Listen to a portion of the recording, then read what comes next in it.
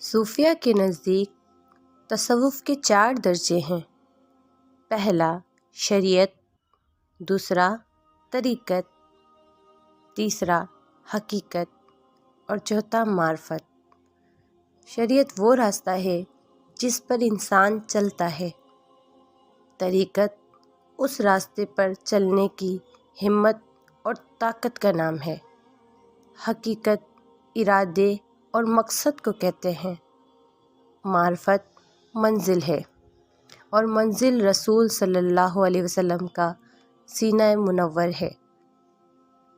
صحابی کشف المحجوب ایک حدیث لکھتے ہیں کہ رسول کریم صلی اللہ علیہ وسلم نے فرمایا کہ شریعت میرے اقوال کا نام ہے، طریقت میرے اعمال کا نام ہے، حقیقت میرے باطنی احوال کا نام ہے، اور معرفت میرا راز ہے۔